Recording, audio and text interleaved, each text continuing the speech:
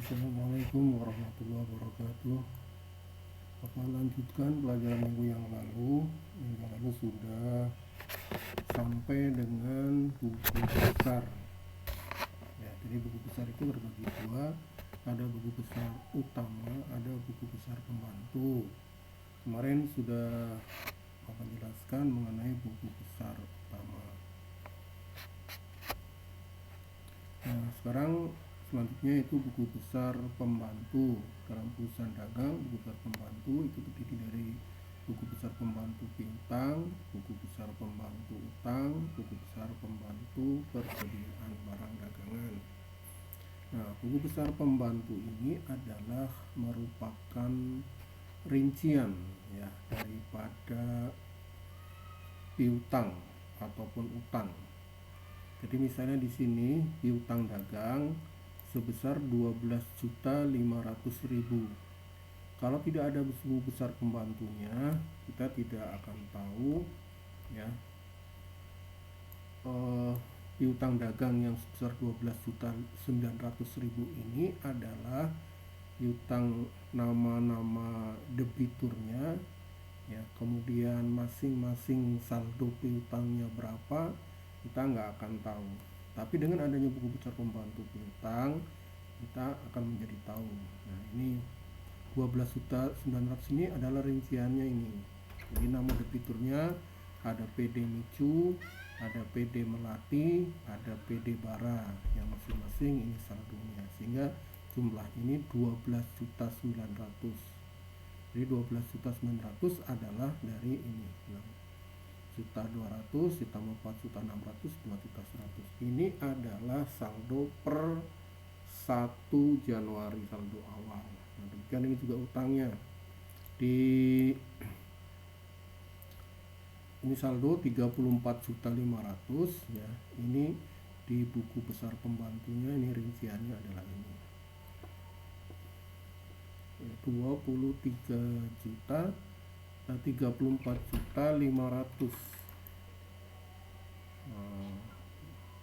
Ini nanti Bapak koreksi ya. Ini 23 yang seharusnya 34 ya, 34.500.000. Ini harus nanti Bapak perbaiki. 34 jadi kurang 13.200.000.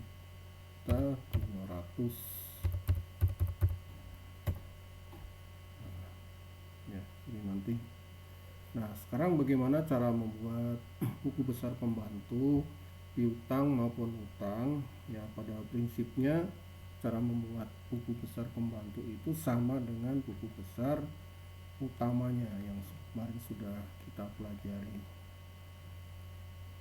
Jadi nanti buku besar yang akan kita buat untuk piutang ya terdiri dari PD Micu, PD Melati, dan PD Bara. Sementara untuk krediturnya atau saldo buku besar pembantu utangnya itu ada PT Indofood, PT Batin, dan Toko Matahari.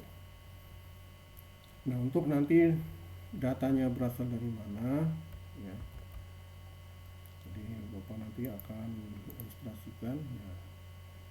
Untuk PD Micu ya, nah, 6.200.000 ini dari sini. Nah, ini 6.200.000, tindakan saldonya, tandanya checklist di sini. Kemudian kita lihat di buku besar penjualan. Jadi yang ada perkiraan piutang itu kan pertama di buku besar, di jurnal penjualan dan jurnal penerimaan kas, atau mungkin nanti juga ada di jurnal umum. Nah, kita lihat di jurnal penjualan. Kamu lihat di sini yang ada PD Micu. Nah, ini ternyata ada ya, tanggal 4. Nah, nanti di sini tanggalnya itu sesuai dengan tanggal terjadinya transaksi. Kalau kemarin kamu membuat buku besar utama kan tanggalnya tanggal akhir bulan ya. Kalau ini tanggalnya tanggal sesuai dengan transaksi. Kalau di sini tanggal 4 ya ini tanggal 4. Kalau di sini tanggal 13 ya tanggal 13. Nah, tadi sudah Bapak sampaikan bahwa piutang itu ada di jurnal penjualan, ada di jurnal umum, dan jurnal pengeluaran kas. Kita cek kembali mana tanggal yang duluan yang atau yang lebih kecil, karena nanti dalam menuliskan tanggalnya harus urut ya, harus urut. Kita lihat di jurnal penerimaan kas ya. Di jurnal penerimaan kas ada piutang ya kan, ada piutang. Nah, kamu cari nih PD Micu. Nah, di sini nggak ada PD Micu. Kemudian di jurnal umum ada nih PD Micu tuh ya, ada tanggal 5. Ini ada di sebelah kredit, tanggal 5 di sebelah kredit 500.000. Jadi nanti aku ulangi lagi, yang pertama kita mengambil dari jurnal penjualan tadi, penjualan ada PD Micu nih tanggal 4 ya. Ini tulis tanggal 4. Kemudian kalau dari penjualan berarti keterangannya adalah penjualan kredit. Kemudian sama nih sumber datanya dari mana? Dari jurnal penjualan JPN halaman 1. Nah, ini piutangnya kan ada di sebelah debit, maka nanti catat di sebelah debit PD Micu ya. Nah, ini yang piutang dagang, berarti yang ini piutang dagang.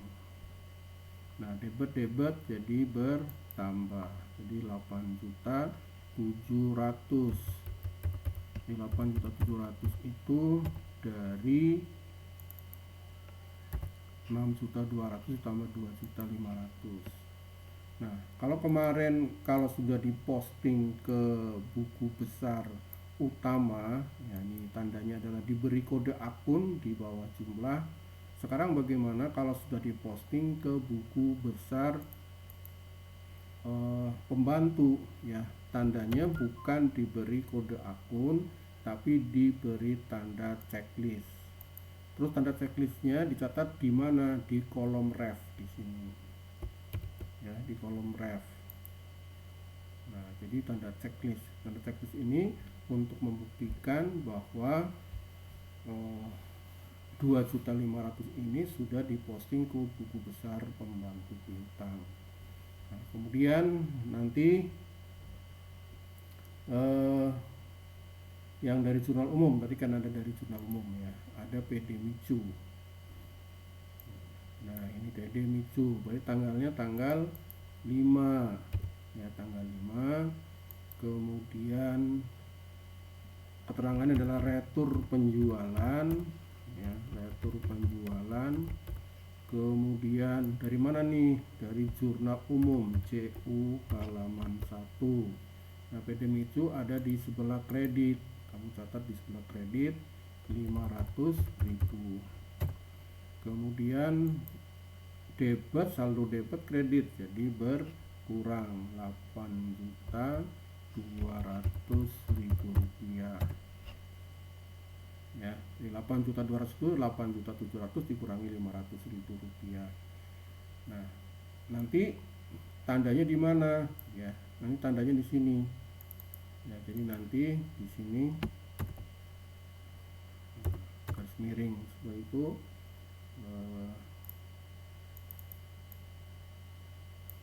ya, diberi tanda checklist, diberi tanda checklist. Jadi tanda checklist ini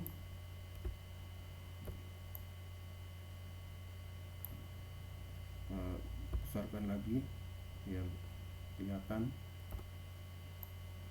Jadi ada kode akun, ada tanda checklist.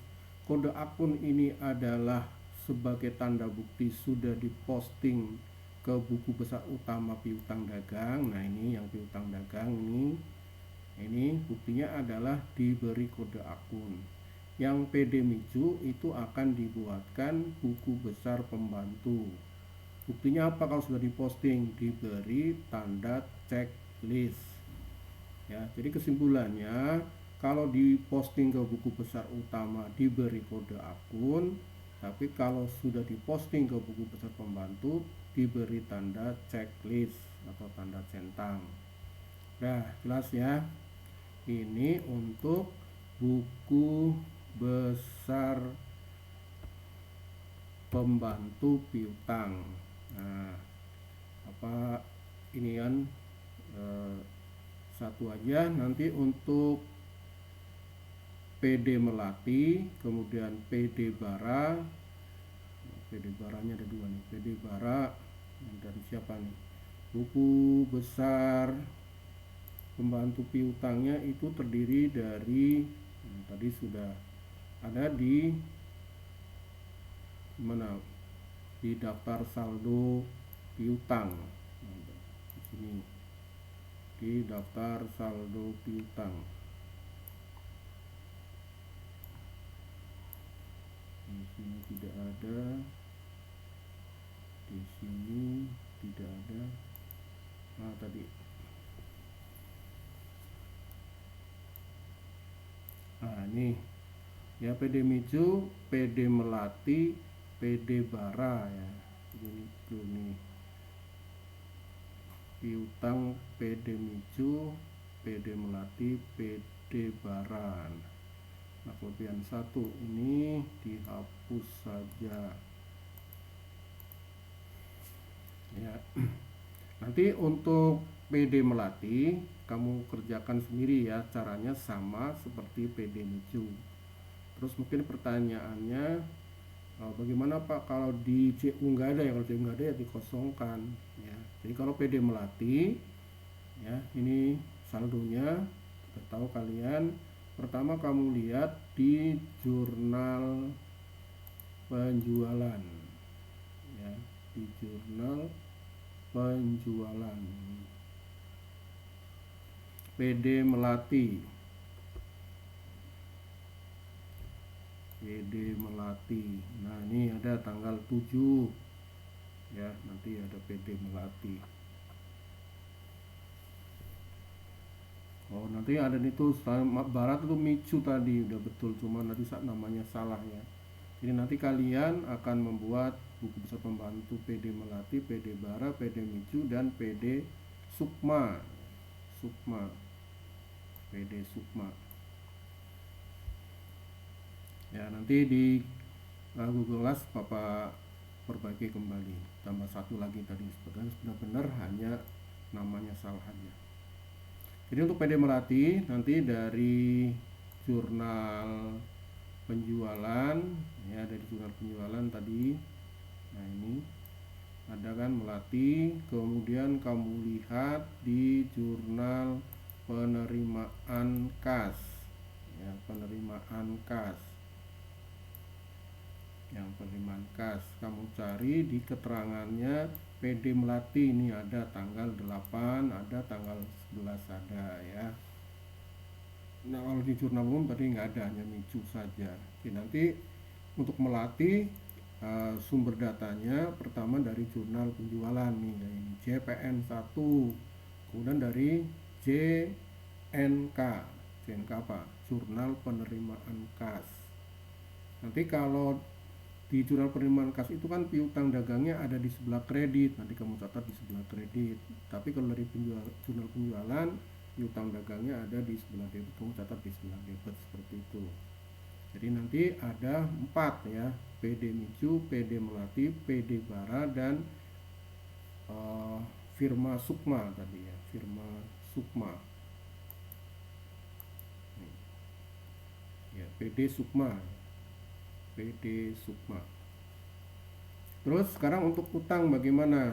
Buku besar pembantu utang itu ya sama saja pada prinsipnya. Kalau tadi buku besar pembantu piutang sumber datanya dari jurnal penjualan dan penerimaan kas, sekarang dibalik. ya. Lawannya penjualan adalah pembeli dari jurnal pembelian dan pengeluaran kas. Nah, ini pertama dari PT Indofood. Kamu lihat di jurnal pembelian. Jurnal pembelian. Jurnal pembelian PT Indofood nih ada ya, tanggal 2. Maka nanti kamu taruh sini tanggal 2 sesuai dengan transaksinya. Keterangannya apa? Pembelian kredit. Ya, kemudian refnya di siapa? Nama jurnal di JPB halaman 1 ya. Kemudian di sini utangnya ya, utang itu utang ada akun utang nih. Nah, utang. Nah, utang itu ada di sebelah kredit. Maka nanti dicatat di sebelah kredit. Ya, nanti sini sebelah kredit yaitu nih 10 juta ya. 10 juta. Nah, kredit jadi pengaruhnya bertambah jadi 22 juta 600 ya, 22 juta 600. Kemudian setelah dari jurnal pembelian, kamu lihat di jurnal pengeluaran kas. Di jurnal pengeluaran kas itu kan ada utang nih, bukan utang. Tapi kamu cari yang Indofood. Nah, ini ada Indofood ya. Tanggalnya tanggal 10 gitu kan. Tanggal 10. Nah, ini pelunasan utang. Terangannya kemudian dari mana? Dari jurnal pengeluaran kas atau JPK halaman 1. Ini utangnya kan catat sebelah debit, jadi kamu catat sebelah debit yaitu sebesar 10 juta ya. Kredit debit jadi pengaruhnya berkurang 12 juta 600. Nah, ini berarti saldo akhirnya ya 12 juta 600. Nah, jangan lupa ya di sini diberikan tanda checklist. Kalau sudah di posting ya, tadi di jurnal pembeliannya ini tadi belum Indofood ya, supaya nanti ketahuan mana yang sudah diposting ke buku besar pembantu, mana yang belum ya. Tandanya apa? Ini tanda checklist ya. Sekali lagi, kalau bukti sudah diposting ke buku pembantu adalah checklist, kalau ke buku besar utama adalah kode akunnya, kode akun. Nah, nanti kalau sudah kalian membuat buku besar pembantu utang, saldo-saldonya nanti dicatat di namanya daftar saldo debitur ya. Daftar saldo debitur. Nah, ini kurang satu nanti. Daftar saldo debitur.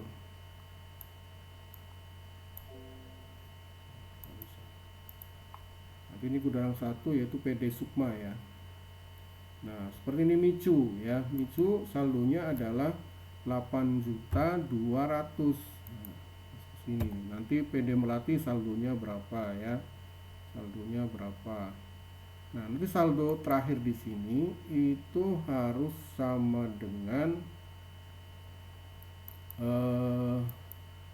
buku besar piutang yang sudah kamu buat kemarin ya. Jadi nanti jumlah yang ini ya,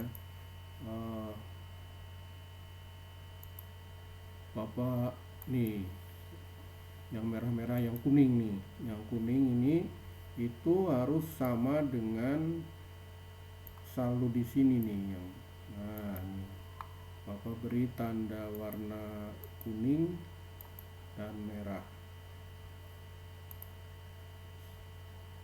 sampai, nah ini